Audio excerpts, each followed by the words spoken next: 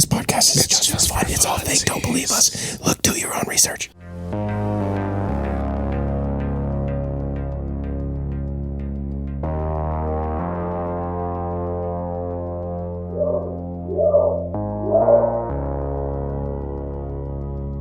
Straight caffeine to the eyeball, bro.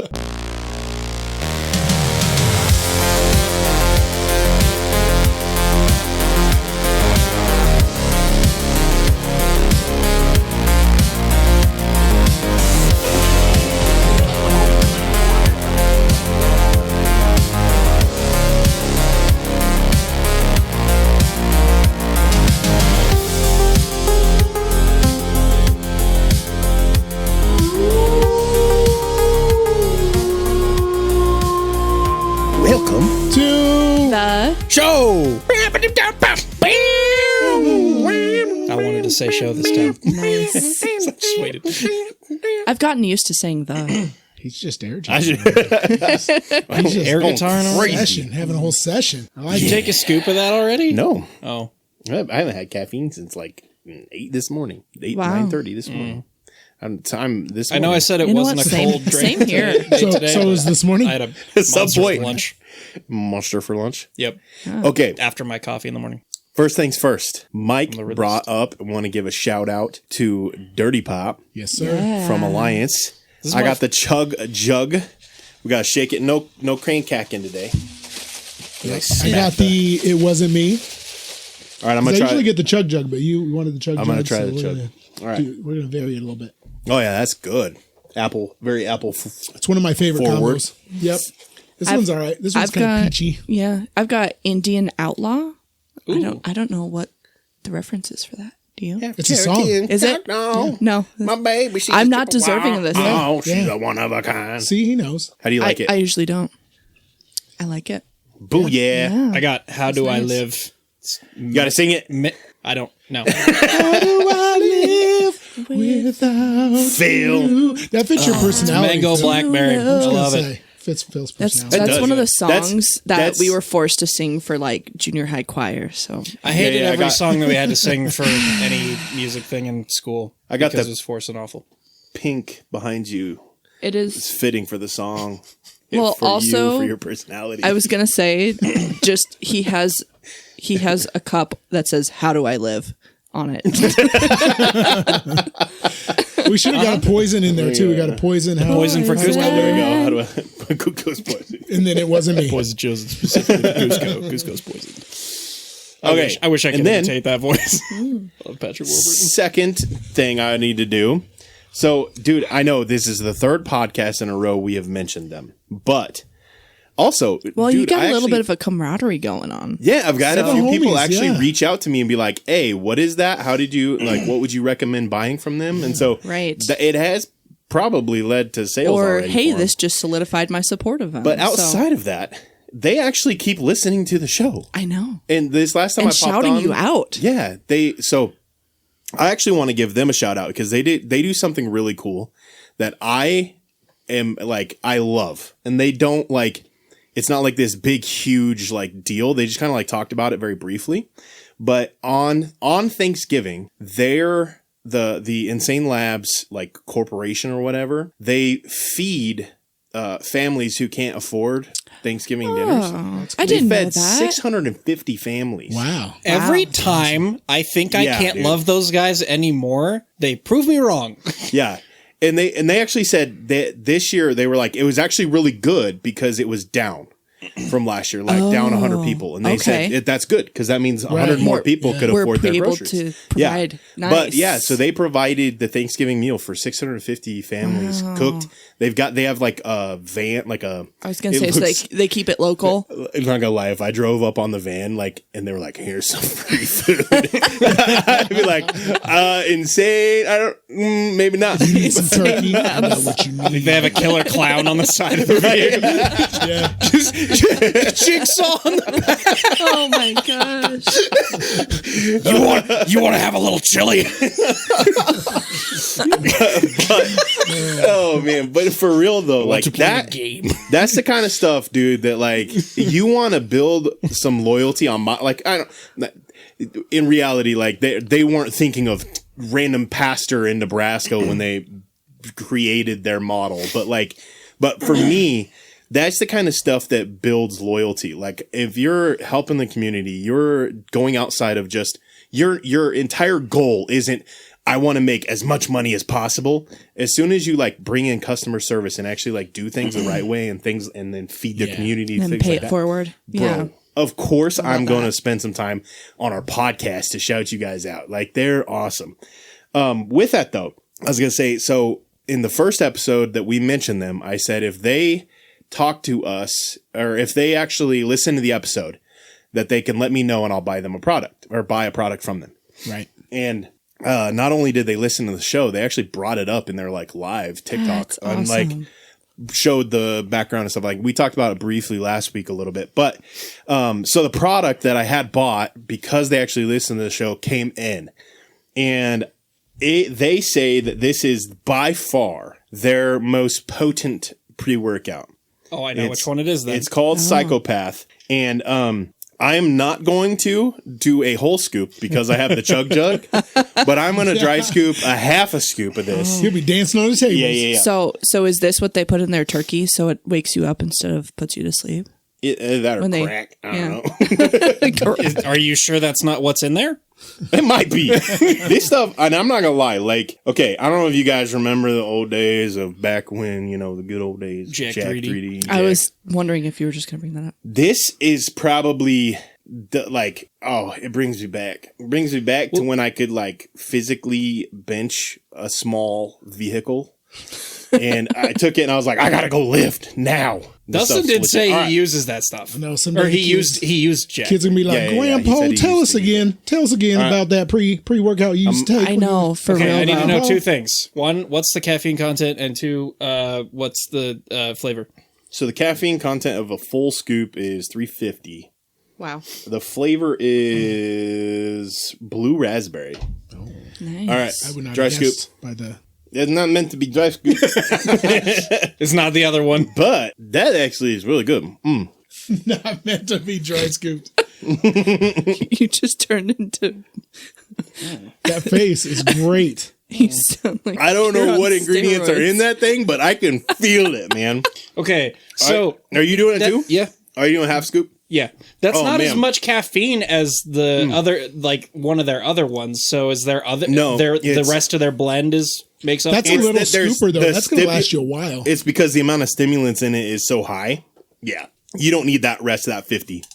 It actually tastes pretty good That's a considering. rough texture, Yes. but it's really tasty. little- It actually to it? tastes really good. You gonna do some too? Yeah, Dude, that's really I'll good. let you guys outman me. I actually, Tanner, it instantly gave you a lisp. You sounded like you were... It's because your tongue doesn't move right anymore. yeah, your, Steroids? your whole mouth goes, Dude. what is this substance? And How does It that sounded taste like so you good? started juicing, though. why is my whole mouth numb? Oh, No, my I'm lips. kidding.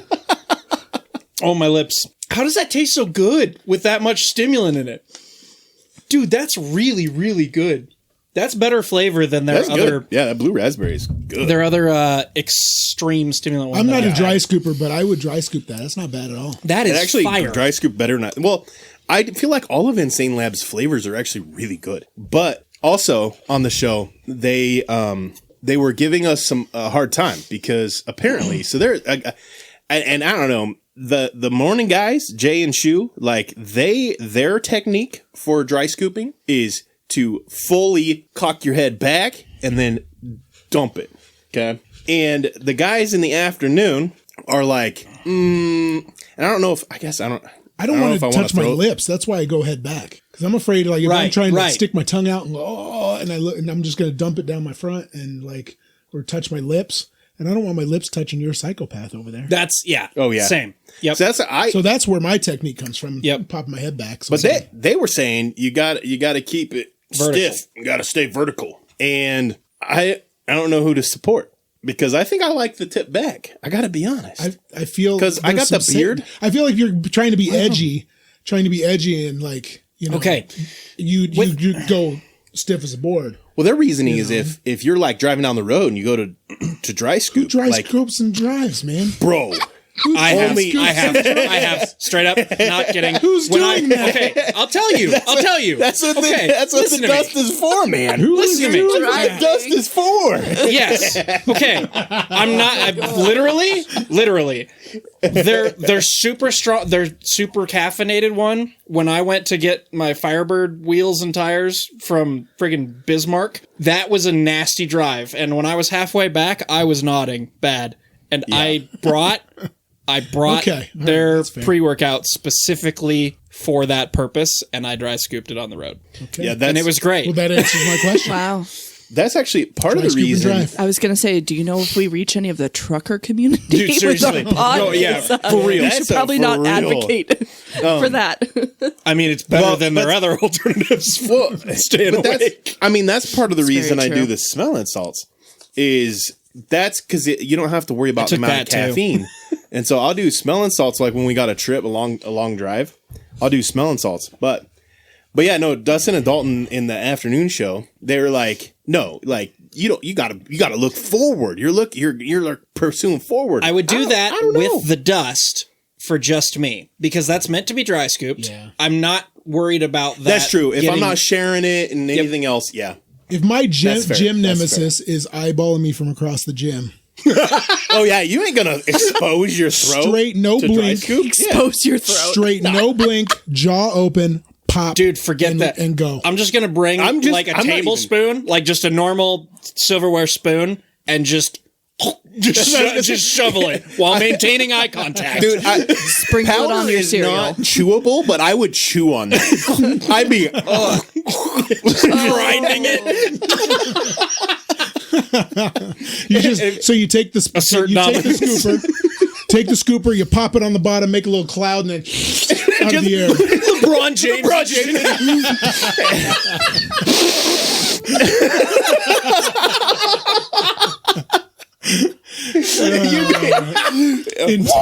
Intimidation. Oh my gosh. it gets in your eyes, and you're just like you're just staring them down. Your eyes That are made me watering. choke because I just picture you have it all in your eyebrows. Your eyes are just Trying to instantly be cool. bloodshot. Yeah, Oh man. straight caffeine to the eyeball, bro. Wow. Do the my Rick gosh. Vice Wow. from Division 3 and you just like coke snorting it, but with pre-work. Oh my gosh. And if you don't know what we're talking about, gym nemesis, for some reason, when you go to the gym, as I don't know if this is just a guy thing or if this is all gym people thing, but eventually you come up with a gym nemesis. They don't actually have to do anything wrong. They might not actually be bad people. They might be great people. They might become your next best friend. probably are. But for some reason in that moment, something happens and they become your gym nemesis.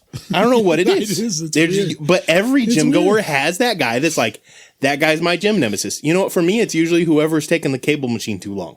Yeah. And doing double cables on something that they should be doing single cables on. I'm like, bro, you're my nemesis now. It's usually for me. It's whoever's sweating the most Yeah. in there because they're just so intense and they're focused. And like I'm friendly in the gym, and they just will march right on past me and like shoulder me on the way by and just like stuff like that because they're focused. I don't think it's personal, but they instantly become my gym nemesis. I have my biggest gym nemesis was a dude that he was like, I don't think he thought that I had pass through hearing on it in my headphones. So I can hear everything around me while I'm listening to my music, and was talking trash about me. I don't even remember, and I can't remember. Do you remember what I was doing? I think I was just squatting. I was doing Like recently? body squats or something. This was probably 6 months ago. I was just I think you're doing on the body cables. weight I think squats. you're on cables.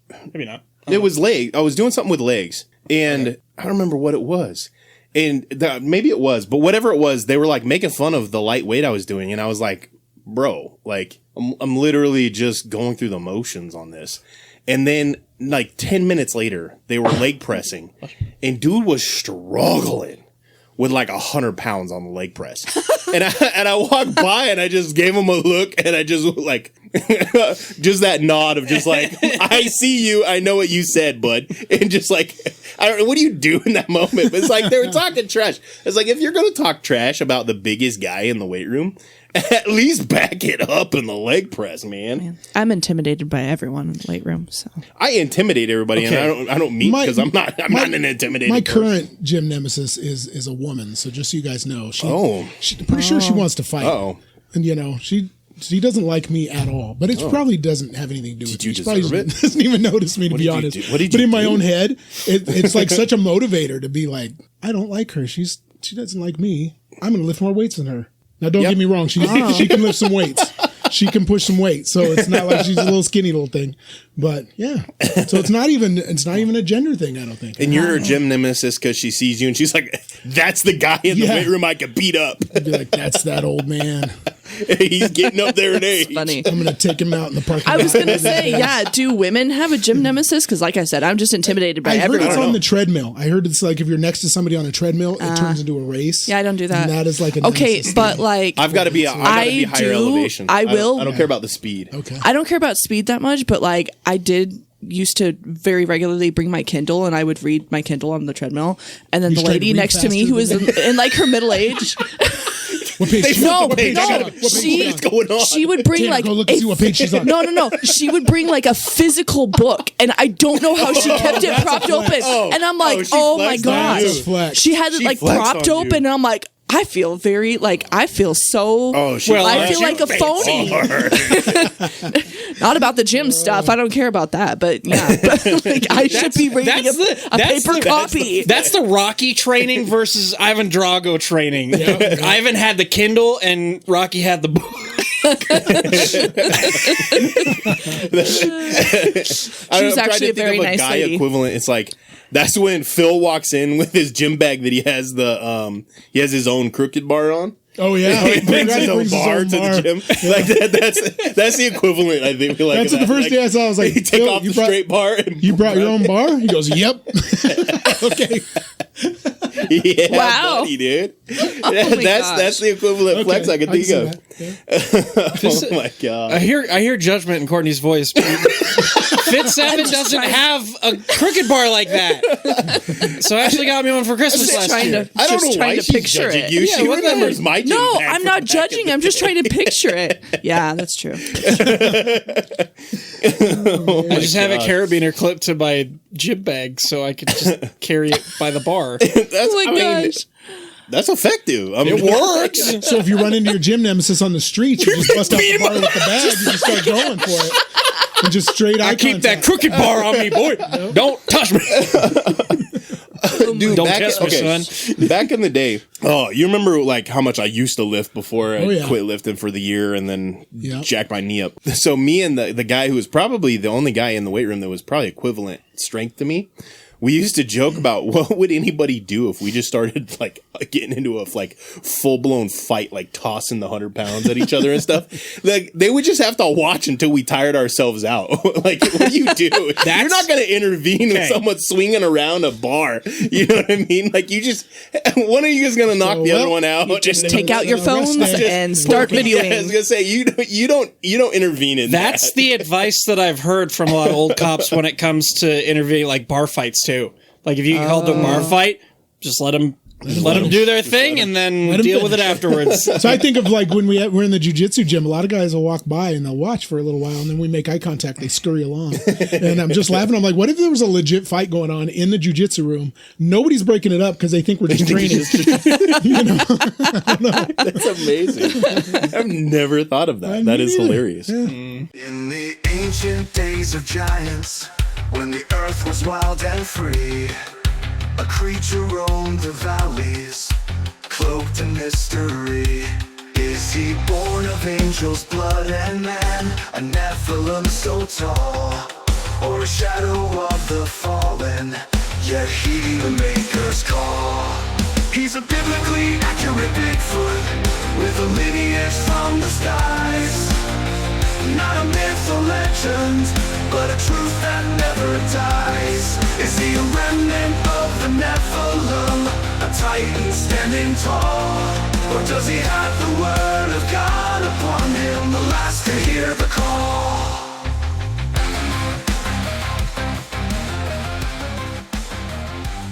Oh man. Okay, so we'll get some positive positive Bigfoot affirmation for the day is it's number 30 and it is stay mysterious, stay marvelous. Wow. Reflect on that. Mysterious. I don't know. Marvelous. Stay mysterious. Man, Drew, I want to go back to that psychopath. Like, I made the mistake. I don't, because the other stuff is designed to be dry scooped, and so you scoop it under your tongue. Psychopath is not designed to be dry scooped, and I scooped it under my tongue. Nice. And under my tongue is like the tingliest. It feels like sandpaper under my tongue. You do have a little bit of It's amazing. a weird wisp going on with That's your what I W. said. I can feel that's it. normal. I can feel it like in the. What do we all the time? What do we? Every time I go to the weight room, That's why I scoop. this is how I talk. With those weights, let's go. One more whip. One more whip. Oh man. Do you remember, what's that movie? Is it Best Friends or whatever? When he's in the weight room with him and he's like, give it all you got. Give it all you got. What is that? I don't know. Oh my gosh. Oh, man. I don't know. Man, what is the, it's the I love you man. It's like the guy he can't find a best friend, and so his wife is like hooking him up with guys to go on like man dates or whatever yeah, to like blind find a man best dates. Yeah. to find a new best friend. Anyway, Wow. Yeah. Vaughn and I used to. I was that gonna movie was say, funny. you was watched good. that a lot in college. I would go on thought. a blind man gym date. Oh, bro, absolutely. If one of Courtney's friends was like, "Hey, my husband, he doesn't have any friends. You want to hang out with him?" I'd be like, "Dude, come lift with me. Come on, let's go. Let us go to the weight room. I don't really lift. That's all right. You need to keep this friend. Hey, I will be nice. I've told the story of Vaughn a couple times from the pulpit about Now you're just- Oh, he doesn't listen to this show. I don't. Vaughn is the last person on this earth that would listen to this show, probably. So I'm absolutely outing him. Probably true. But yeah, if you listen to my sermon in the last couple of weeks, that's who that was. But not being able to lift after. Oh, anyway. I don't know why I said that. It's the psychopath. It's It's the psychopath talking. okay. It legitimately, I'm starting to get a little. Is that your sweaty. alter ego now? You're the psychopath now. I feel it in the Past- back by my jaws. Like the Psychopaster? back part of my mouth. Is That like, would bother me. It's kind of weird. I don't- like it. I mean, I'm enjoying. I agree. That's where I feel it. Like I'm in my enjoying, neck. but yeah. It's like Yeah. Yeah, I'm feeling it's also warm. my ears. I'm feeling warm. I'm not very sensitive. I'm but ready to go work out. Insane I'm Labs like, knows what they're doing. Yeah. Yeah. that's some good stuff. Not gonna lie. That's so I'm not even they're not a drugs. sponsor. I want to add that. Like, they're not sponsoring us. We just genuinely are impressed They're by like their an product. honorary sponsor. You know when somebody gets like an honorary degree and stuff? There are honorary sponsors. Yeah, they're not sponsoring us, but they have been shouting us out. Like So it's they're kind of a you spirit scratch our animals. back, we Like I scratch yours said, kind of a it's situation. camaraderie. Yeah. Yeah. And enough of They get our us. listeners do work out that they might get some sales from this. And well, it probably actually, Oh, I'm sure. I would say I probably already have gotten some sales from this. I know for a fact they've gotten some sales from this. I should say that. But yeah, they're not a sponsor. But I will say, like, legitimately, like, that is probably my new go-to. Like, I used What flavor was that again? What? What flavor was that again? Blue raspberry. Dude, that was so good. It was good. But I will say this, like, they have a TikTok show and they go live in the mornings, and then they have a live show in the afternoons. Hop on, if you have TikTok, hop on their channel when they go live, interact with them a little bit. They do giveaways and like all kinds of stuff. Like, they were giving away, like, straight up just giving away like some of their pre-workouts and like their creatine. I They got have their crazy sales they do yeah during the lives too. I also got their creatine sales. Craig, which is grape flavored. Easily the best tasting creatine I've ever had. Their grape flavor in that is phenomenal. But I just got that. I threw it on there because it was on sale for like super cheap during their live. But yeah, they have giveaways. Like, every show they have like 3 or 4 giveaways. Anyway, I've shouted them out enough. They're not a sponsor, but go check out their products and tell them that in the comment section, if you make an order, just say Biblically Accurate Bigfoot sent you, and they'll know us. All right. Should we do News? Okay, let me before we get straight up into the episode of we're talking about the Montauk files today. Before we get into that, I did have a bunch of random news that popped up. So, did you guys see the two service people, the man and the woman that got shot? Yeah. Did you see that their names were Google searched like a week before they the people who got shot and the shooter? Like their names were Google searched like a week before, and the shooter's name is like really random. And so it shows up like it had never been searched, and then all of a sudden, like a week before, his name had been searched. What? It was kind of weird. You can't really put a whole lot into that, but it is a little weird. That is strange. Well, that was the thing that happened with the Charlie Kirk shooter as well. I mean, Same thing. Yep. Yeah. That's starting to become. We have access to that kind of information now. I don't know what you found about the Montauk files, but I feel like we're going to make some connections in this show. But anyway, before we do that, so much, it's going to be interesting. I don't know if I want to. Okay, I don't want to get into the debate here on the show because we thoroughly debated it on the Discord, and I want to say if you want to participate in this debate, pop on there, join the Discord. But we were thoroughly debating in Florida. There was that group of dudes that ate bacon and taunted a group of Muslim people praying, and they're being charged for a felony for it. And so Mike and I and a few others, there was actually everybody pretty much chipped in. Yeah, we had a good chipped into that debate of whether or not it should be, how the Florida law is written, is it a felony, is it a crime, all of that. We hashed it out. And so if you want to participate in that debate, you got to join the Discord. I must have missed all that. My goodness. It's been a busy time. I didn't see what the original debate was about. I got in on like they came in late. I got there really late, and I was just like, "What is going on?" You know what? It's fine. Yeah, it was a lot. Whoa, because there's a lot of questions about that. There's a lot of And we went into Phil's that. over there tripping. I'm good. I just my head feels a little weird. Quick, do you need to lift something heavy? Maybe. Come here, Tanner. Bear hug.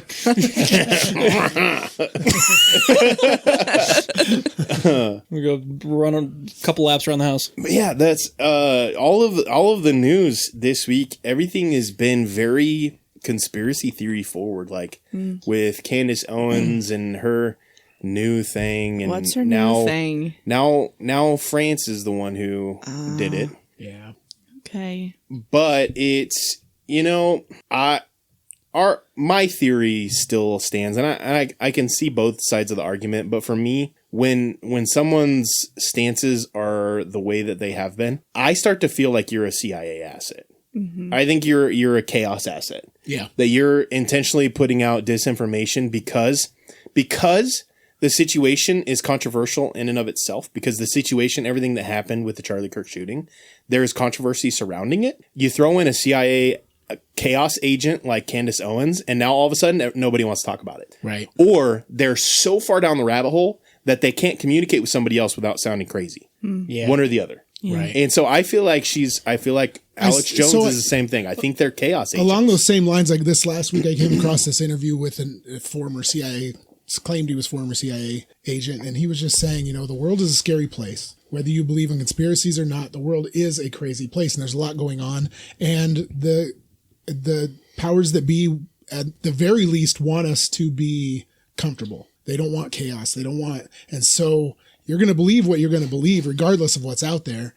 And so he said, there are people in the CIA, their job is to create layers and create imaginary chaos in order That's for what us we were to talking focus about last on that. week. So we're not worried about, who's been assassinated here Yes. or what company went under over here, or, so we're not worried about all those things, and we can worry about things that aren't going to hurt us, Yeah. I thought that was interesting, but yeah, along those same lines, I believe that. Yeah, absolutely. And if not, and on the other side of things, I think I saw, and I didn't watch the whole thing, but I think Tucker Carlson said, I think it was Tucker.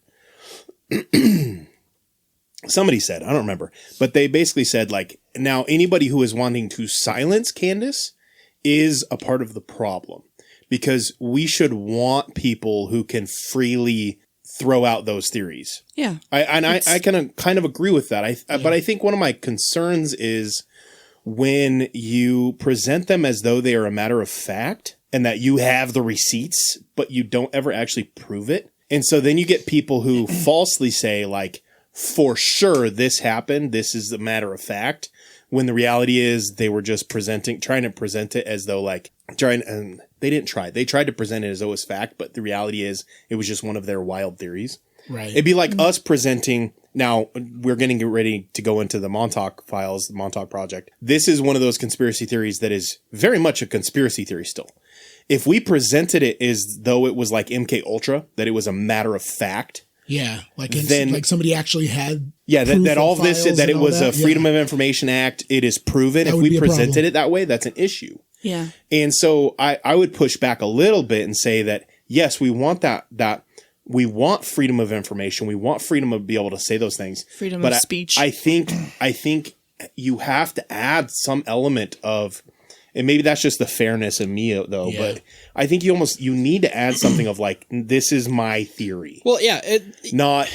This is a fact. I have the receipts. This is what happened. It's a responsibility issue. You're responsible for the things that come out of your mouth. Now you have the freedom to say pretty much whatever you want, but there are consequences to that. There's effects to that, and you need to be aware of those things. And if you want people to deem you credible, right, you need to be aware of that and take care to, if you're putting out theories, put a disclaimer of, this is a theory. Right. This is what I believe. I think there's enough evidence here to say this is probably the case, and I'm convinced that it is. You should listen to me.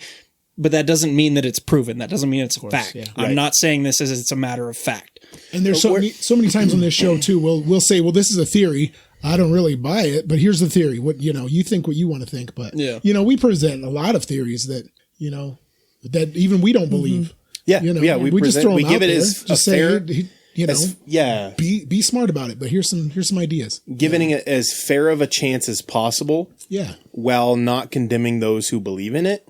At the same time as recognizing that, like, with some things, like, we just don't have the information. Yeah, that's the bottom line. Yeah, we can't make it a definitive yes or no because we don't have the information. And so even though we might not lean towards yes, we know that if more information came out, it could easily be a yes kind of thing, Yeah.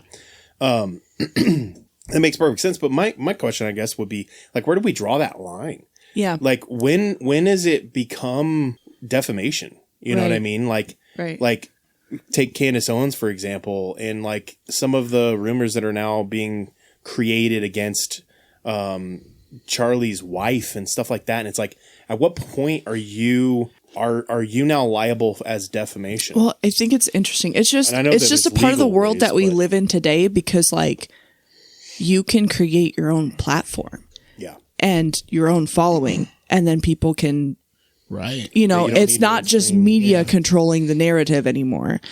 And, that power is within anyone. I think Phil hit it on the head. And so when you build a platform and then you kind of pivot the way that she kind of has, which I don't know, I've never fully aligned and like resonated with much of what she's had to say anyways, but this does seem kind of like a hard pivot into a little bit of crazy town. And, your platform is probably going to go with you. And so then it's like, what you're talking about, where's the line of free speech, and like, is capitalism going to, work itself out? Because if you start sounding crazy, you're going to have less of a following. I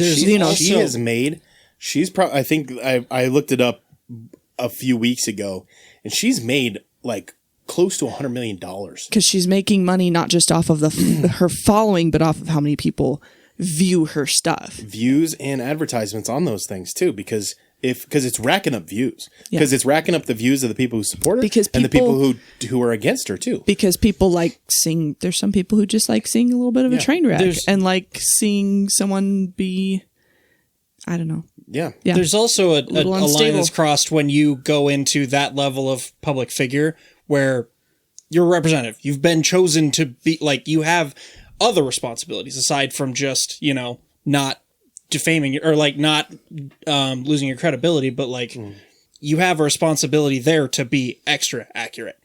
when you're in that kind of position, you're in that kind of a role, you have to take care to not cross that line into defamation, slander, that kind of thing. You have to be very careful about And that. at the same time, I think the responsibility comes with the consumers of all that information too. You know, I mean, there's some responsibility there.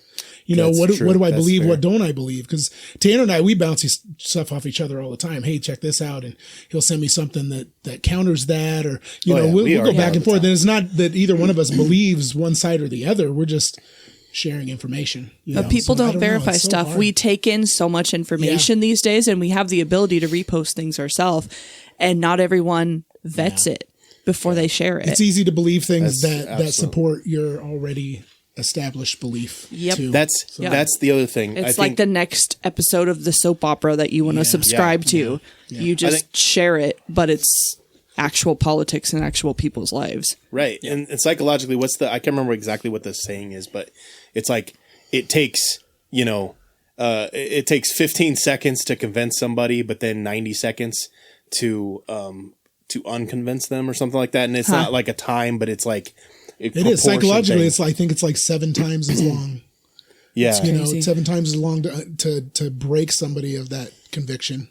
Once it's been made. And the crazy thing is that, it's like you can convince somebody, and then, it's like you don't want to be proven wrong, even though you're not being proven wrong, and with the Candace Owens stuff, it's like people bought in early on because she was asking the questions that should have been asked. Do we know for sure that this guy did it? And that, that kind of stuff. Those are questions that should be asked. And we would hope that the CIA and the FBI would be asking those questions. We would hope that. Right. And she's asking them publicly. So then people started buying into it.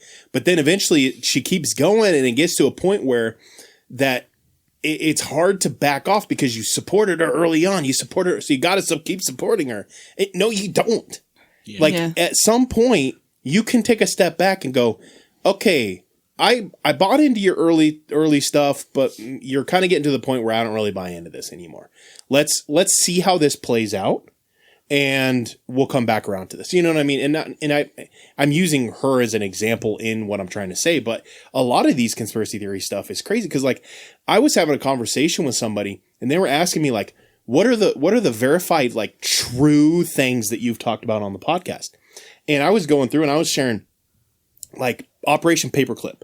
Yeah. And they literally looked and they were like, there's no way. Like, this is a conspiracy theory? And I was like, no, this one is fact. I read the FOIA document myself. Straight up historical record. Yeah. He's like, how do you know it's fact? Like, how can you prove, like, how is that fact? And I was like, it literally, our government admitted they did it.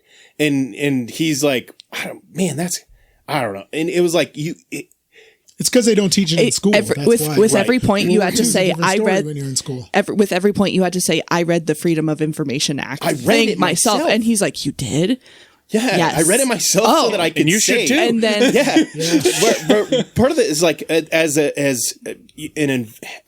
this podcast, I would hardly call myself a journalist, but when I say these files say this, I better actually know that they say that. You recognize the responsibility, like Phil's talking about. And exactly, we go back to that. Responsibility to, if you don't know that it's a fact, to very clearly say, I don't know if this is true or not.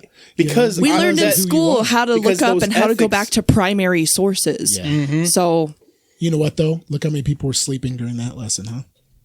Yeah, I know. That's what I'm saying. Yep. But the crazy thing is, it's like, but even with stuff that is verified fact, like MK Ultra, Operation Paperclip, the Finders, all that stuff, we have the information we've been given. We have the Freedom of Information Act stuff. We have the vault.gov stuff. We have the files from the FBI, from the CIA, and still, it's still so difficult to convince people that not only exists, but that they should look it up themselves, because people don't want to get into that. Like, they don't want to, they're comfortable with their paradigm. They're comfortable with this glossed over, and Christians, oh my goodness. So Christians can be the worst at this. You've bought into this streamlined Christianity that this is the way it is, and that's all there is to it. The Bible says this, and I'm good. To the point where, like, like even when you read the Bible, you gloss over stuff. You know what I mean? Because it goes against your paradigm. And so like when you read about the fact that it talks about there was Nephilim in the days and before and after Noah, you glossed over that. You know, and when it talks about, you know, the Witch of Endor, you know, it's like you might know the story, but you're not allowing yourself to think of the implications. Yeah. I think the rabbit hole, the rabbit hole is scary when you don't know how deep it goes. That rabbit hole is scary. Well, and you don't know if you can get back up. It can become all consuming. I don't know that we've ever found the bottom of the rabbit holes. No, that we chase. I would say every time we've we think we accepted did. that, you know, but it can become all consuming. And I Yeah, remember there's a it can few be. episodes That's fair. where Tanner, just some of the stuff that you shared, and I was sitting there and I was like, ugh. And I'm like pregnant at the time. And I'm like, this is like affecting me a lot. Yeah. And it can like, well, with this Montauk it thing, just ruins I your had to cut day. myself off. Yeah, let's Yes, get into exactly. because it went Yeah. deep fast, and I was Montauk- getting lost in it, and I had to cut myself off. Just be hard. Warning, responsible. I did not have time to do literally Oh, any you're about research, to so learn I'm today, just- son. I'm It's gonna excited. be a I'm day. ready. You about to learn I'm today, ready. son. Bro, it's going down.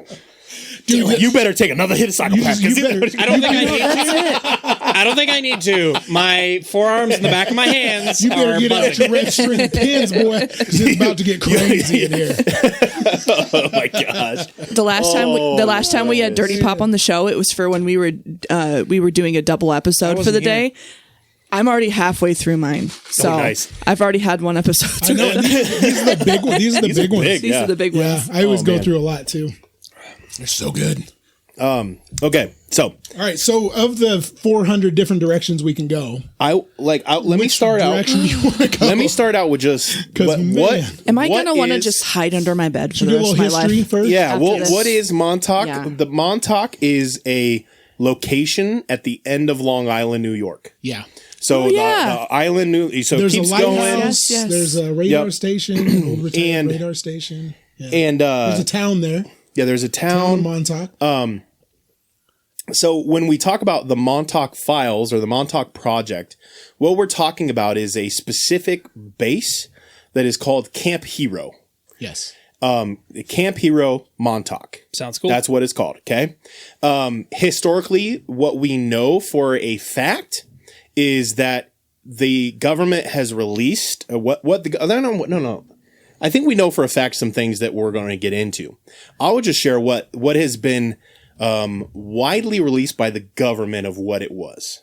Okay. We'll start Okay. there. Yep. And That's fair. and to intro, we are doing this episode because the release of Stranger Things just happened. Yes. Absolutely. And We'll- a lot of and- Stranger Things Because is based Stranger off of Things, this. among other shows and media, has kind of taken this and Yeah. Yes. put some spins on it. Yeah. The stuff that, yeah. Yeah, exactly. Okay, so what we know, what the government has released is that during the Cold War era, that and even prior to Montauk, the Nazis, so Camp Hero was the first. It was the very first U.S. Military defense base built in the United States. yeah, Really? Yeah. Yes, and then it just kind of modified and changed throughout the years, but it was the very first base ever built. For So we the United talking Yeah, like it was- 30s? it was Yeah. built to specifically protect against against naval. invasions. anybody Yeah. coming in the naval capacity, and so they had these just massive cannons that could shoot and could protect anywhere in the Northeast. Like literally, it could protect from Canada all the way down to like I don't remember. It was Yeah, and there's still a big distance. radar station there where they Wow. picked up radar coming in, and Yeah, that but stuff, so once these the aerial cannons- fighting happened and stuff. with precision could attack, and they never had to be used, thankfully. But Wow. But yeah, they were genuinely scared of an invasion, and so they built this base, this Camp Hero facility. Right, and it's been modified tons of times over Yeah. the years, and it's been closed down now for almost 50 years, something like that. It's been closed since the 1980s. 1983, Yeah, I think was when it closed. Yep. Officially. Well, that's when it was closed. was doing his decommissioning. And then it was given over to the state to become a state park, which is Yeah. the weirdest thing in the world. Yeah, for so me. they got Camp Hero State Park. There Wow. now. Yeah. But Okay. you can't. It's a state park, but you can't just go visit No, it's very restricted. You can't go. So they wanted some way to preserve it. So I was watching one show where they Basically. went and they opened some of the bunkers, and it's completely full of water. The underground bunkers, Whoa. completely full of water No, yeah. now, and everything is shut down. But I also saw as they creeped around the back, they looked. There's a brand new electric power meter attached to it. So at some point they needed electricity in there, but if it's been closed down since 1983, this was like maybe 4 or 5 years old that they were putting new electrical stuff in it, which was weird to me. But I was like, Well- they just kind of kept cruising on with it. But yeah, But Mike, the best part of that is, according to the blueprints that the government has released, there's no underground structures. right. The blueprints they have officially released, the government released blueprints for these buildings, and they are above ground only buildings. Right. But I have also watched video of somebody going up and walking up to it and going into some of the underground stuff Yeah. before it was flooded. Yeah. And it is for sure not just above ground. So right there, we know, beyond a shadow of a doubt, we know for a fact the government is not being 100% truthful as to what is there at Camp Hero.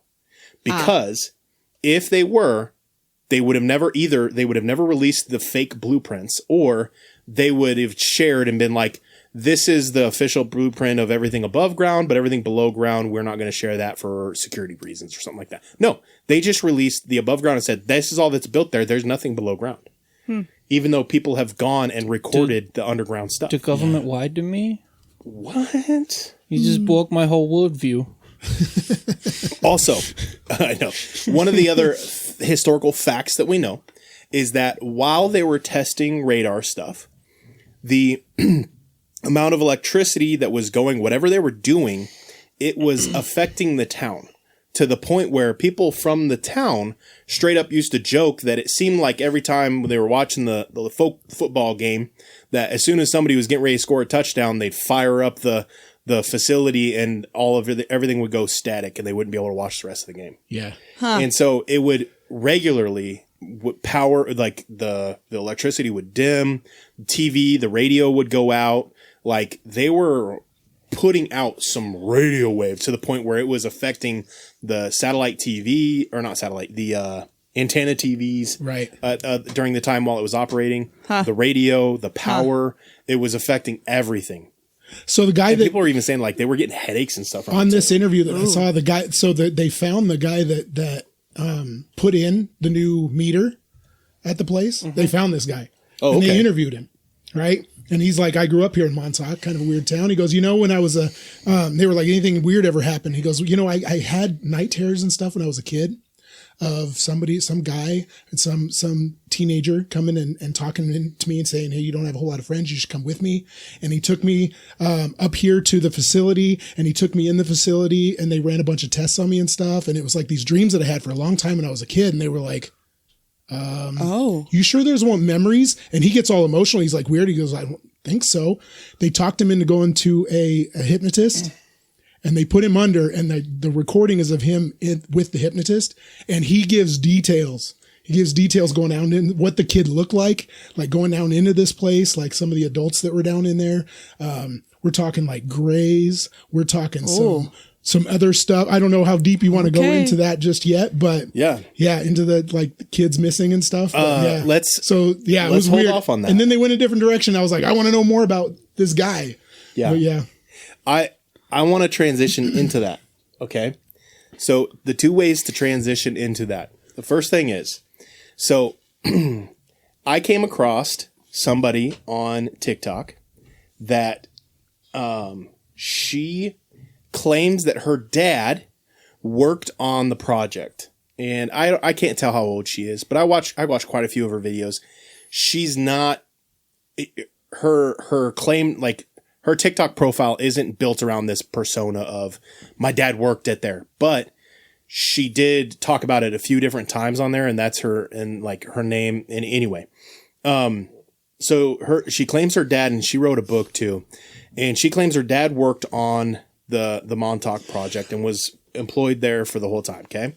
And she talks about a lot of different random things about like, what it was like growing up there and all this other stuff and blah, blah, blah. And just just nonchalant things. And then, so I found a random video of hers where she's talking about her dog. And then she just briefly mentions that her dog it's a German something rather. And she picked it because her parents are from Germany. Just kind of offshoot nonchalant. That seems very paperclippy. Wow. So her parents are from Germany, and her dad worked at Montauk. I will let the listeners put two and two together there. What that probably means. I found an interview of a guy that worked there as chief of operations, and they interviewed him, and he was whistleblowing because he's like, I'm old, and it doesn't matter if they get rid of me at this point because I'm old, so I'm going to let you know everything. It was a crazy interview. Yeah. Okay. So hold off for a split second. My other transition to transition into that is All right. now let's think of some notable. I'm so excited. Let's think of some notable German scientists from, the era of the dark ages of Germany, And we know Operation Paperclip was, in fact, authentic. Yep. Somebody who we know for sure wasn't hung for his crimes, but we don't really know what fully happened to him. His name is Joseph Mengele.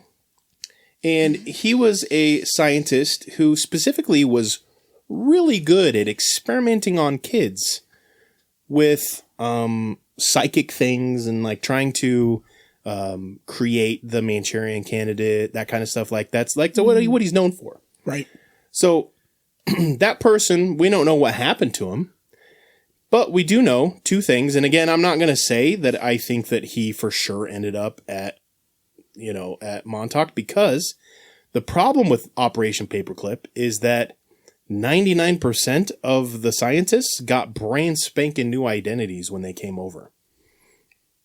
So I'm not saying he'd worked on it, but it would seem fitting that A and B are starting to make connections here. Okay.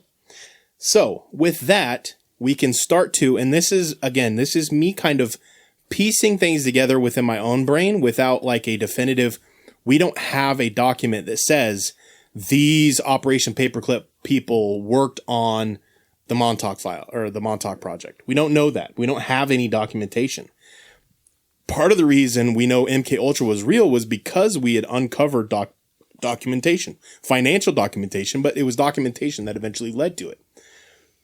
We have no real documentation about the Montauk files except for one piece of documentation that I found. I don't know if you found multiples, but there was. You don't even know. Okay, so there was one piece of documentation that that like confirmed, like somebody officially saw, was that at the days after they had quote unquote shut down operations, they were still paying $80,000 per month in food. Okay. Think about how many people you could feed. Especially back then. I was going to say. That's almost our grocery bill. For $80,000 post decommissioning. So technically speaking, you would think post decommissioning, there'd be less people working there, right? Uh-huh. But yet post decommissioning, there was still $80,000 in food bills that they were paying out for this place. That's government prices too. That's some government prices, and then some money. That's some real money being just the food. Yeah. Yeah. So let me go back to this. All right, now I hand it over. Yeah. So I'm going to go back to the beginning yes. of Montauk. Bring it. Do you know what year Montauk was established as a research facility? I didn't write the years down. 1971. Okay. Do you know what ended in 1973? MK Ultra. Yes, sir. Now, this whistleblower, he said that the reason the Montauk boys are the Montauk boys and not the Montauk kids is because they learned from MK Ultra that when you kidnap girls, people notice. When you kidnap boys off the street, nobody cares, nobody notices, they ran away. And so they were taking kids, they were taking adolescent boys. Crap, that's real though. Yeah, they were taking adolescent boys. They also he said they kept all documentation off facility because they learned from MK Ultra when they tried to get rid of everything and they couldn't get rid of everything. So all the documentation was kept off facility. Yep. They weren't allowed to have any documentation. They would fly them somewhere else and they would do their documentation. Now this guy goes into some weird stuff. Who is it? Gosh, I can't even remember his name. I didn't write it down. Is it the guy who wrote the book? No. Okay. No, this is a different guy. This guy dude who lives down wrote in the book Florida, is a little weird like by for me. himself. Everybody kind of wrote him off as being crazy when he started telling everybody about this stuff. But his stuff, so how he became the operations officer was he was one of the first boys to be kidnapped by this facility. And like, it's crazy. So he was raised thinking this guy, it's very, very Stranger Things. So the guy he thought was his dad took him to the facility when he was 5, put him in a special school with other boys, and they would give them these tests and things, and they would pick out the most psychically advanced kids out of the group, and they would go into a different program. Did you say the guy who he thought was his dad? Yeah. Okay. Yeah. Yeah, he claims that it wasn't really his dad, that this guy was planted as his dad.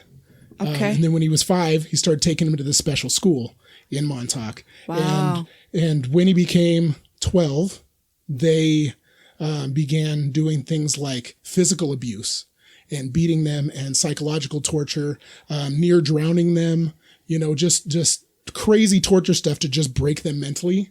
And the ones that could survive that became officers in their program.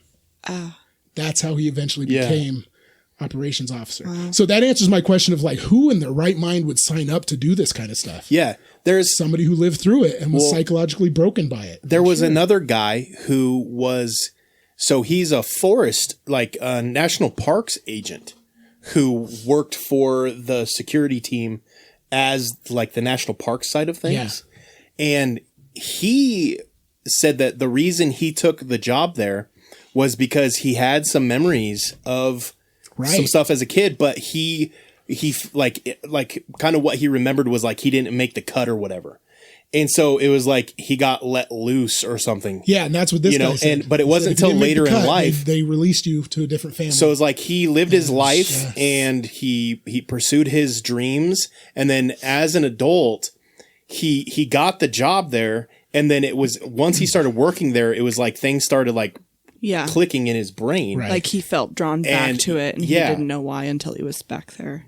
Weird. So there's even more. Courtney, you're going to like this part of the story. Just kidding. You're not going to like this part at all. So he said like during these tortures and things like that, once it was complete, once it was done, once he was recruited, he said Grays came in. Ugh. Yeah.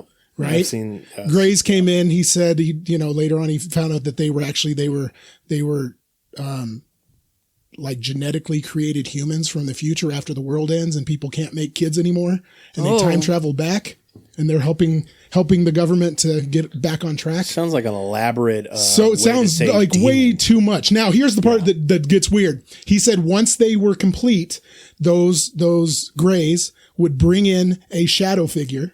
Oh my gosh. That is black with red eyes, and it would stand over the top of them, and their body would absorb the shadow figure, and they would link this figure to the trauma spot in their brain. They would link it to one spot because, trauma is central. You can pinpoint where the trauma is in your brain. They would connect it to that trauma point and then have a keyword to unlock it where it could take over their body. Gosh. Yeah. I was like, that's scary. Now, seems crazy and far-fetched, but as much stuff as we looked at, it doesn't seem quite as far-fetched. Okay. With everything we've found with MK Ultra and everything we know, and from the spiritual side of things, of like demonic possession kind of stuff, and like what we talk about with like the celebrities, they've got their persona that comes out when they perform, and and it's like essentially that's, and my goodness, so effectively then the Manchurian Candidate isn't, and from my findings of the same stuff, it unlocked of just holy crap aha moment for me. Okay, I was like, what That- did it unlock in you? That oh yeah, no. Unlocked his trauma. The reason I brought you all here. But it kind of was like the light bulb moment or whatever. So a Manchurian candidate, our government might believe that it's an alternative. I don't think they believe that, but some people might believe that it's a split personality. Basically, you create a split in their personality. Yeah. What if the Manchurian candidate is just simply allowing a demonic entity to take over their body, and then when they quote unquote close it, they allow the person to come back through? Yeah. It's scary. You're simply just forcing, and without Jesus, and these guys were raised this way, so it's like they've probably never even heard of Jesus. Yeah. And so they're being raised this way. That this is normal for them. That This is what everybody does. yeah, and so like, how easy is it to demonically possess somebody who's never even heard of Jesus? You know, and then now, like you said, if the demonic is that sophisticated that they can, Yeah. So according to this guy, you know what they would say to him Wild once stuff. this was complete and once they got ready to promote them, something they would say as part of their ceremony, and I had to type it up. Of course, there's a ceremony. You are reborn. I am your new God. Wow. Listen to me always. Humanity is unable to take care of itself, and your pain and suffering is happening to save humanity from destroying itself. So I am your new God is what they would tell these kids as they went through. That's scary. So the demonic stuff is very, very... In any I was like, case, oof. yeah. The time travel stuff. Oh, the time travel stuff is crazy. I And linked to the it's kind clone of wild, stuff. yeah. yeah. I found the time travel stuff to be linked to the clone stuff. So it's interesting you brought up Yeah. the clone thing. Yeah, Because part of what they talked about, because this is a different interview that they interviewed another operations guy. And he was saying that, and this guy was in the disguised voice and everything else, but he said the time travel initiative was to go back in time and collect blood samples and DNA from historical people through history so that they could create clones of them to take important roles in the world, leadership roles in the world, and they could control them. Yep. Oh, wow. Apparently, according to this guy, they even had Jesus's DNA. That they went back and got his DNA. Okay. And there was a story. So there was a story that they tried to do, and I don't know if I buy into this one, but there was a story where they took the DNA, they injected it in somebody, thinking it would possibly give him some kind of divine, power, godly Jesus power, and all it did was make him very benevolent and loving. I thought that was interesting. Huh. But that was kind of a fringe.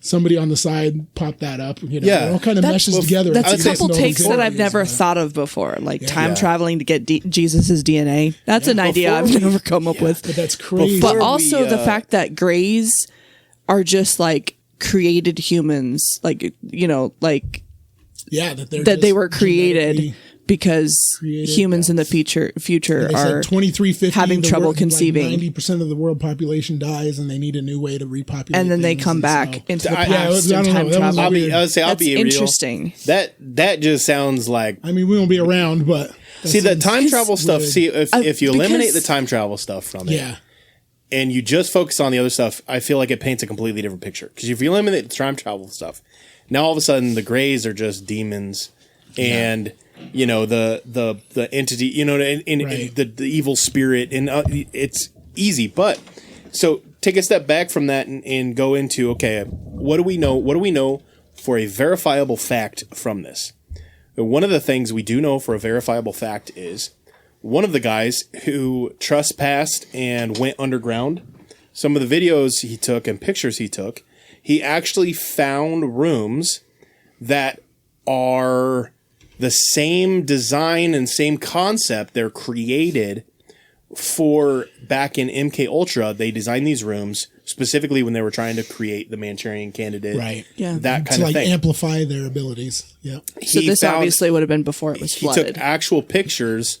Well, okay, so two things to that. First thing, I have a thought on that. the first thing is, so this guy went and he got underground and he found these things. He took video and took pictures, and he has verified pictures. And like you said, it was started after MK Ultra. So why do they have MK Ultra rooms in the basement of this place that supposedly doesn't exist?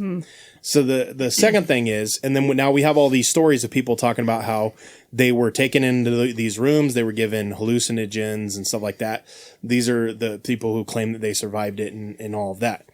Then we also have proof that back in the day, anytime you got anywhere near to anything specific that was a protected area, they had black helicopters that would come in and just like immediately like begin almost attacking. And he has actual video evidence of the helicopters doing this. Then the next thing we have verifiable fact of is, so there was a History Channel documentary team that came in and they did ground penetrating radar near the protected sites, just enough that they could catch some of the area underground. And the team that did the I don't know if it was LiDAR or what, but they did the ground penetrating radar and they confirmed for sure that there is underground cavities that are buildings basically underground.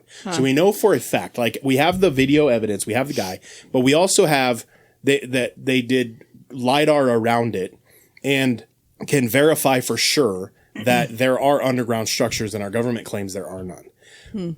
The next thing we have as a verifiable fact is the area. There was an area that some of the survivors claimed is where they would bury the people, the guys who had died during the process.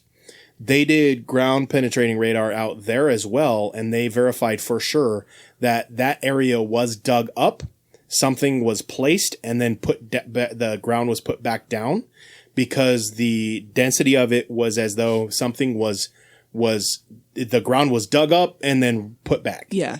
And so they had know been for disturbed. sure Right. that it was disturbed. And this is the area specifically that the survivors claim was where they used to bury people. And so we know that for sure was dug up. We don't necessarily know for sure that it was where they buried people. And then another fact that we have is anytime so the actual like Discovery Channel put in for the government travel things to request to go in and look on the facility inside the gates, they were denied requests. So the actual like our mainstream medias were denied access. And then on top of that, when they showed up to look, and they were climbing up on the fence, not to climb over it, just mostly just like, man, it'd be so easy to climb over. As he's standing on the fence, the park rangers come up and, what are you doing? All right, you guys have lost your rights. You can't even be near this place now. So they within like literally he's standing on the gate and they pull up. The next thing is, so the guy who went in and trespassed and got underground. So the access point that he had to get underground and to video all this stuff, he came back later on to try to get in again, and they had cemented I saw that. the entrance Yeah. up. So that access point is completely blocked. And it was now. fresh cement too. Yeah. I saw So that. they completely cemented that access point that he had found in order to get down there. Recently, there were some kids that went and they climbed up it and posted the video on TikTok. And by the time they got to the top of the building, there was a police officer just sitting at the bottom with his lights on, waiting for them to climb back down. Wow. And so they're like, okay, if I trespassed out at Yellowstone somewhere, how fast do you think the response would be? You know what I mean? Right. Yeah. Their response time is so fast. Like, It's funny you say that because I had some friends in college who trespassed in Yellowstone, and they got pulled out of class the next day. Yeah, later on. By some federal officers. Right, it's a later on. Wow. thing. Yeah, You're it was still like the gonna next get in day trouble. they got pulled out of Yeah. class. Like they I don't know how they got Yeah. figured out who it was. But Yeah. But they they did. did. They pulled them out of class, and they were in the middle crazy. class, and they pulled them out. But And so it's crazy to me that they monitor it to that level, that their response time. well, and is just think that so fast. Alliance is an old Air Force facility, and there's lots of old like bones of buildings out there, out in where they did the potash and all that stuff. You can go out there and hang out and have a picnic, and nobody ever comes and bothers you about that. And that's an old military facility, You know, Yeah. Abandoned government stuff completely is unprotected. totally It's ignored. just weird. Yeah, The government doesn't care about abandoned government stuff. They don't. They just don't. Yeah. As someone they who don't. works for the government and has worked for the government, they don't care. Nobody cares. So why do they care about this one that bad? and they'll Well, say and the- it's a safety thing and it's a lawsuit thing. They don't want to get sued if somebody gets injured in the facility. But I mean, come on. But then So- say that there's underground structures that it's dangerous because it's collapsing. Yeah. And put up a disclaimer that says if you get injured while violating this, then we are not held responsible. You know, there's ways So around the that. Sure. flooding thing seems to me like something that you would do as kind of a like don't bother to look here. Yeah, Like a quick fix just don't kind of thing? Yeah, like yeah, yeah. look at this. I mean, you really think there's something down there? Yeah, like flood look at it. one It's room flooded right there. Yeah. It's flooded. Yeah. You can't like there's nothing down there. Yeah. Like you have fresh whatever cement under that- there. Yeah, that like to me that just seems Or like build a flood room that isn't even connected just so people have something to look at. right. And they're That's like, that's what I'm yeah, thinking. Like, a distraction. Yeah. something in front of the door, right? Like a fake door. It's Yeah. like this door is boarded up. We don't. That door doesn't get used. We don't go there. Nobody Right. cares about that Yeah. thing, except for It's interesting. what's behind it. Yeah, for real. One of the guys who was a survivor, alleged survivor, he claimed that they had a specific chair that they the would Montauk chair. Huh? The Montauk chair. Montauk chair that they would bring in the best of the best, and they believed that they could push energy into the person's brain Yep. and magnify amplify, their yep. psychic and project like astral projection, like projecting their bodies and stuff like that. Yeah. That they could even They could project whatever they were thinking of. from Yeah. what I read too. to Yeah. basically like borderline anywhere in the world at any point. Think you know? like Ghostbusters Marshmallow Man, but on a smaller. Like they could do stuff like that. Yeah. Supposedly, they could And- manifest whatever they were thinking. when he claimed that he could even go in and basically take over somebody's body and then like force them to like unalive themselves. Oh, lovely. He claimed that they Yeah. could do that too. That makes me think. Did you come across where they found the chair? Because they didn't make the chair. Yeah, that I did not. They found it. Area 51 gave it to them. Taken from one of the crashed Roswell ships. Because they couldn't figure out why there was no controls in those ships. According to the whistleblower I came across, he said they couldn't figure out how to fly it. And then all of a sudden, when they brought some of the psychic ability kids around, it started working almost organically. And so they took the chair, removed the chair, and they gave it to Montauk. And that's what they used to make the Montauk chair. Wow. The last bit you mentioned, Tanner, gives me Constantine vibes. Yeah. The- Yeah. Yeah. I know we were talking about Constantine in Discord. That Yeah. was fun. I was having fun with that conversation. That is a That fun was a good conversation. conversation too. Yeah, the crazy thing too is that okay, like if all of a sudden people are like coming out and they're like, oh, all this stuff happened and it had all this stuff to do with it. It kind of seems like Stranger Things. But let's keep in mind that the whistleblowers started coming out as early as 1980. Yeah, they've been coming Like, out. the book was published of the guy that up in the air whether this guy's legit or not. But his book was published in 1992, and so whistleblowers have been coming out for a while. Yeah. For a long while. And now I feel like the whistleblowers that you're starting to see is we're all of a sudden starting to see the people who are like the actual family members, kind of like talking about on TikTok. You're starting to see like actual family members of the people who work there and just rumors that they had heard through their family. Right. And Yeah. you're seeing, like you're talking about the guy that's like on his deathbed and is finally admitting, Right. what they All were these doing. things And it's that like happen. the whistleblowers, it seems like, and now all of a sudden, because of Stranger Things, the problem though, and call me crazy, but I feel like some of the problem now is that because of Stranger Things, it actually almost dampens the whistleblowers. Right. Because now, Stranger Things came out. So now what's from the show and Do what's real? you Yeah. think Yeah. that's intentional? I think so. I do too. Probably. I think that's a common thing in media The stuff. manifestations are great though, because we didn't get into it. So I was one of the whistleblower guys talked about the manifestations that happen. They can only happen as long as the kid is in the chair and thinking. And as soon as they change what they're thinking about, whatever the manifestation is, it would dissipate. But it was real. Like it could like claw and like whatever the creatures they would bring. But think of like the creatures that a 12, 13-year-old would create. So you're talking like cartoon vampires and like just these ridiculous monsters, not Vecna or anything like that. They were like these ridiculous cartoon characters and TV show characters. They said, but there was one that came through a lot, so much so that they named him, and they named him Junior.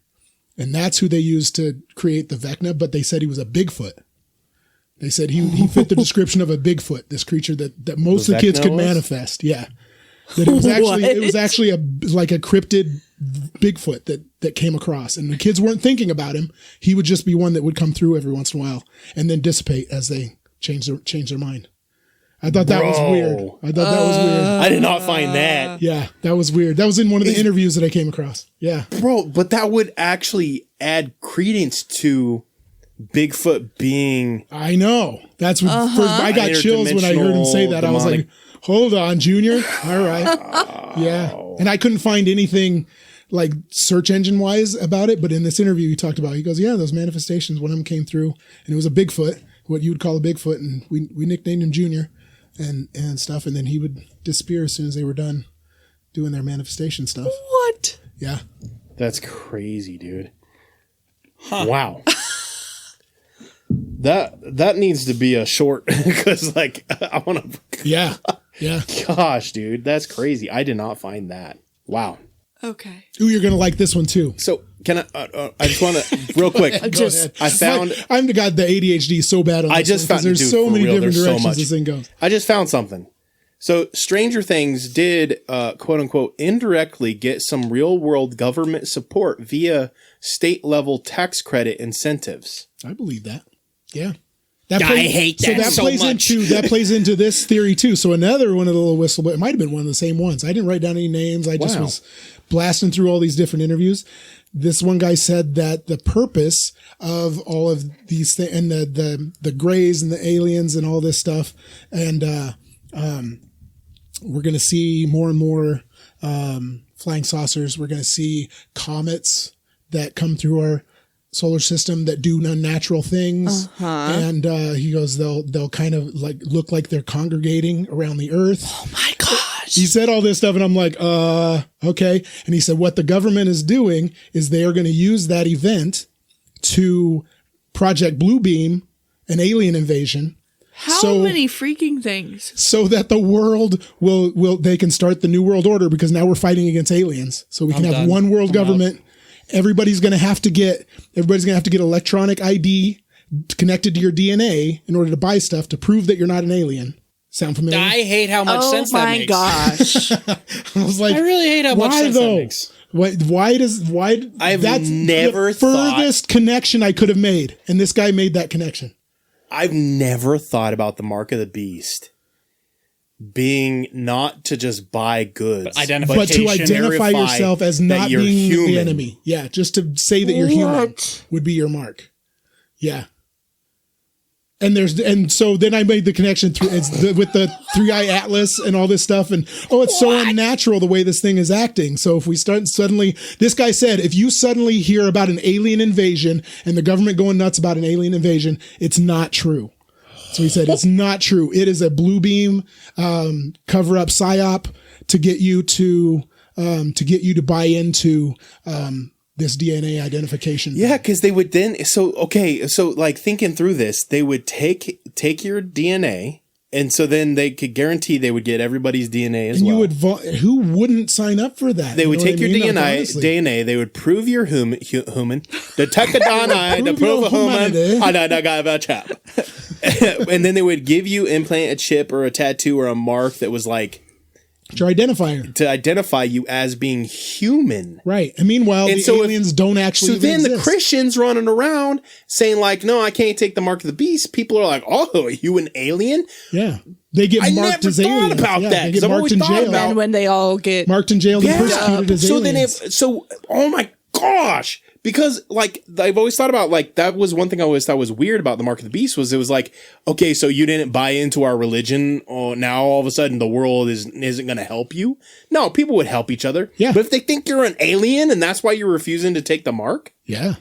But here's one problem. I didn't like that at all. So here's one problem, though. The Mark of the Beast, you were taking the mark of... Right. And so the beast, what if... Okay. And basically, by taking the So mark of the much beast, right you there. have to be bowing down to the human leader Yeah. who is the Antichrist. And so you're bowing down to the Antichrist. I don't know. I'm trying to think if there's like a loophole through that, because in order to take the mark of the beast, you have to know that you're pledging allegiance to the mark of to the beast in some capacity. That's kind of what written within the Bible. And so I'm wondering how they would be loopholing that. Also, before we move on too far, just because I want to come back to this, the estimate, like there is nowhere that it's released exactly how much money, but it looks like it could be between $15 to $30 million that the government paid Stranger Things. 15 to 30? What? That's it. Just kidding. That's a lot. That's a lot of money, It's a bro. significant amount of money. It's a rough estimate. Just to soften us on the things. Wow. If it was half of the bottom end of that amount, that would be a lot of money. Yeah. I hate it. I'm very upset. Yeah. But back to like what you're talking, like hunger. How hungry would you be? How oppressed? You know what I mean? I don't know. That was a scary idea when I came across that one. I was like, that's crazy. How do you resist that? Yeah. So again, you talk about being ADHD with this, like that 100%. Another thing. So have you heard of the Montauk Monster? Yes. So this is not, so there was allegedly, so there's two different situations here. Okay. So one, there was some of the whistleblowers claimed that a kid actually brought a entity through and it got loose in the lab and began attacking and killing people. Yeah. This was a whistleblower who claimed this. Then in 2008, all of a sudden, before Stranger Things comes in there, Right. all of a sudden a creature washes up on shore and gets dubbed the Montauk Monster. And so now, all of a sudden, if you Google Montauk Monster, you can only find things about this creature that washed up on shore. Yeah. So it's like a psyop to get rid But- of their story. And then, again, in And 2015... it's a raccoon is what they figured out it was. Yeah, basically. And then in 2015, another one washes up on the shore. That. Yeah. And there's another Montauk Monster that washes up. So now everything just comes up with that. But, so, secondary theory That's the that I just came up with. frozen tactic. Yeah. Yeah. So a secondary theory that I just came up with outside of that, the Montauk Monster was just them basically trying to force Google searches to go towards that rather than the Montauk facility monster that popped up. Second thing is the Montauk, so the people in the Montauk Monster, the creature that washed up on the shore, there is a lab like a mile away on an island that has, it's like a basically an animal research facility. Okay. What if the reason the animal research facility is so close to Montauk is because they would then take these things and put them into the research facility. And so we're thinking, oh, the Montauk Monster is just an escaped raccoon from the facility, but they planted that to prevent us from thinking the other way around, that the research facility exists because of It's Camp interesting Hero. you say that because when I was looking up the manifestation stuff for the monster stuff, because I heard the interview and I started looking up anything that I put in that had anything to do with Montauk or monster, it brought up that raccoon. And it wouldn't tell me anything about the actual manifestations that supposedly happened with these kids pulling monsters through. And the giant monster, it was a giant monster / psychic entity they had rampaged through the base. So what if that happens? I kind of want to, do you know when the research facility was started? Wasn't it 73? Is that what I said? No. The animal one. The animal one? I don't know. I don't know when that one was started. We're about to make some connections live. You continue to talk about, just find something. Okay, so let me see what else I came across.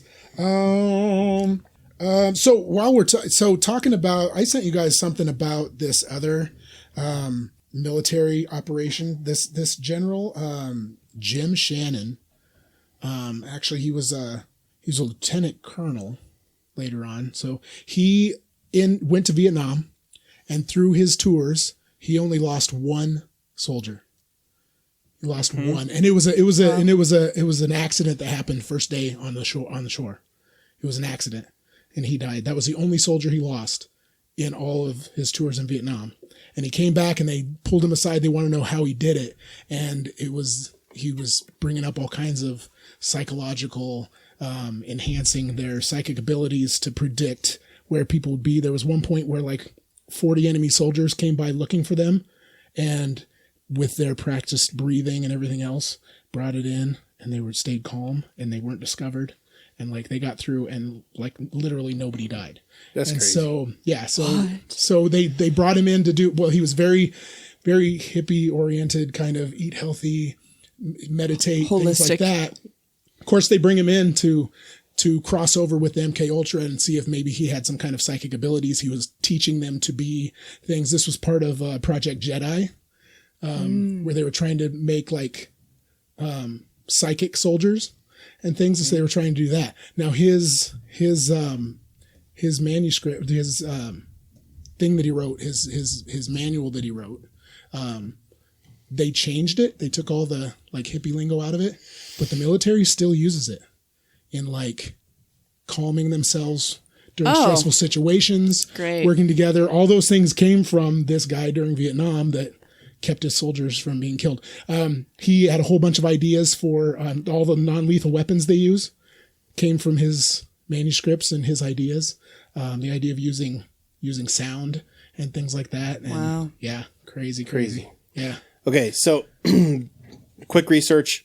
I can't. No bombshell number was discovered, but it was the Plum Island Research Facility is the name of it. Wait, and I've heard of Plum Island now that you say that.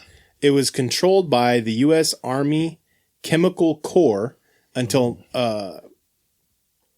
1952. In 1952, the Department of Agriculture took over, establishing the Plum Island Disease Center. But then in 2003, the Department of Homeland Security assumed jurisdiction. And so it is now operated by the Department of Homeland Security. What? Okay. Why? Is it weird that there's like 20-year gaps between all these things? What if they're connected underground? I would almost bet they are, or it were at some point. And maybe that's why the Department of Homeland Security, because I wonder where the time was when they flooded the entrance. The concrete filling was just leftover concrete from making the tunnel. Probably. Could be. But that's weird. I didn't even know that. So then in 2005, all of a sudden this thing shows up.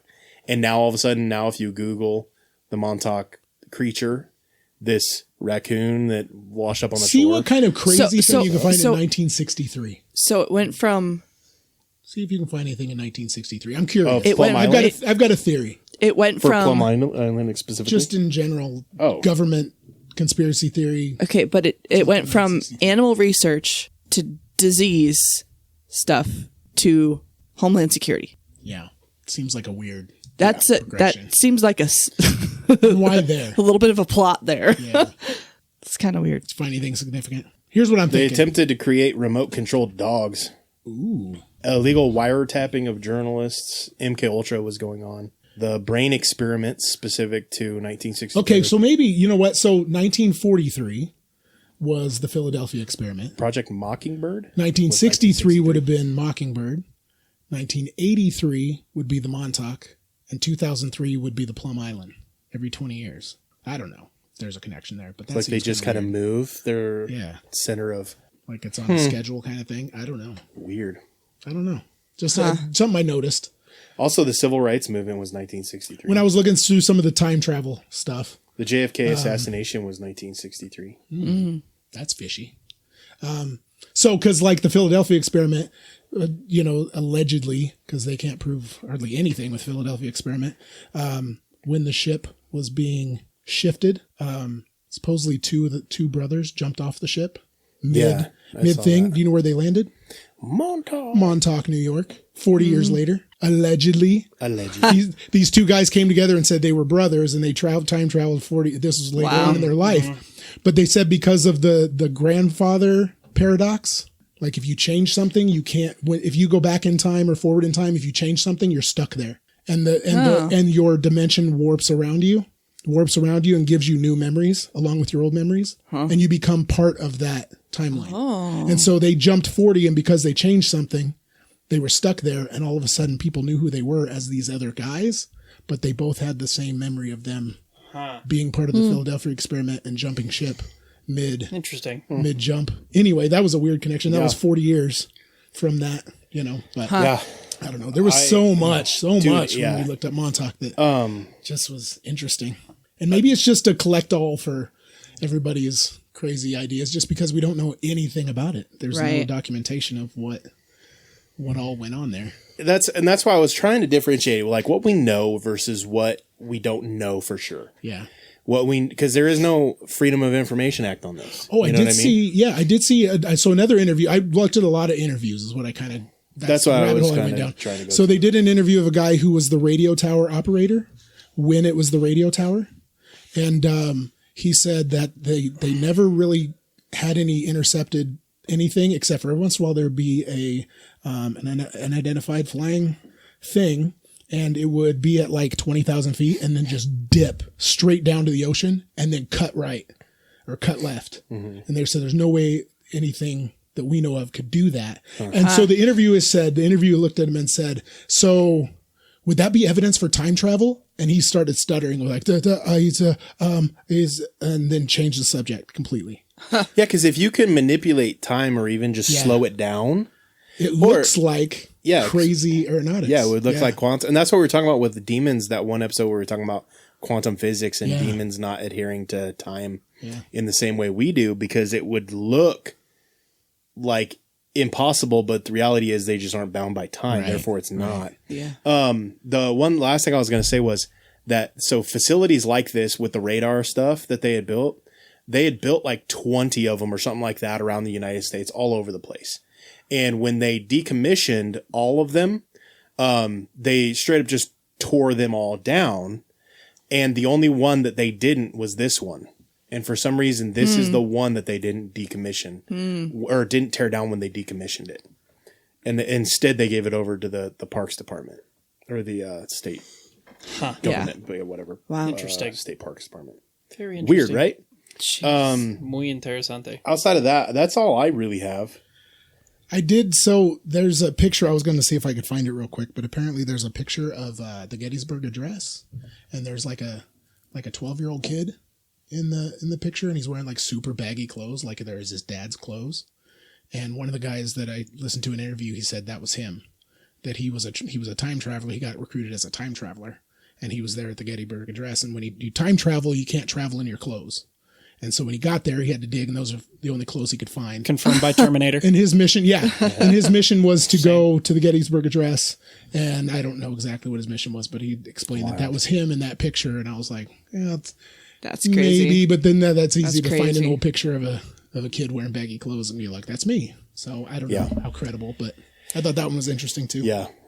I think the for me to just kind of wrap this up a little bit, unless you had something else you could think of. No. To wrap it up, let's end on what we know. What we know is that the government's lying. Surprise. What? This facility This facility basically started up where MK Ultra left off, based off of the rooms that they built, but was done after the fact. So it obviously isn't covered in the MK Ultra files for a reason. There's underground facilities, and they claim that they released a blueprint saying that there is no underground facilities, but there's obviously underground stuff. They have helicopters that will straight up just like dive bomb you if you get too close to certain things. Local law enforcement. Even out in the ocean. Yeah. Out in the ocean. If your boats go too close to certain places, they have black helicopters that will attack. They have video evidence of them doing this. Makes me wonder if it's between there and Plum Island for some reason. And then on top of that, you've got the dirt that's been disturbed. You have the LiDAR that proves that there's underground stuff. And then the last thing I was going to say was, so magically, the History Channel's documentary team. Documentary. My Yeah. goodness. Documentary team. Documentary. The day that they showed up to begin doing more research, to do research, there just happens to be, so they had submitted the request to be able to go in and investigate. They were denied. Right. And then just magically, the day they show up, there's a survey team doing surveying around the facilities. And so just happened to be a survey team just on the day that this place that got turned down, access to the facilities, just happened to be there doing a survey. Oh, wow. That wasn't a demon. Have you heard that? Guessing, I don't know. I don't know if that came through or not. Our son got, if you did hear that, that was just our child. Must have fallen or something. But with that, man, we just want to remind you guys to be your BA best. And don't forget to like, subscribe, do all those things. If you live in Alliance or near Alliance, go check out Dirty Pop. They've got some good stuff. Check out Insane Labs on their TikTok and just get products. If you want to know how to like get their products for cheaper, shoot me a message and I can show you. I can give you a link to their TikTok account. But with that, you guys are amazing and we love you. Sir. Let's go watch some Stranger Things. Okay, bye. Bye.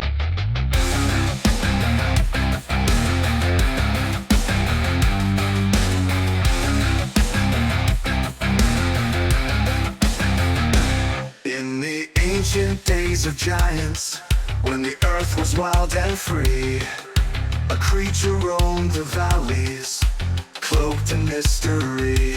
Is he born of angels' blood and man, a Nephilim so tall, or a shadow of the fallen, yet heeding the Maker's call? He's a biblically accurate Bigfoot, with a lineage from the skies. Not a myth or legend, but a truth that never dies. Is he a remnant of the Nephilim, a titan standing tall? Or does he have the word of God upon him, the last to hear the call?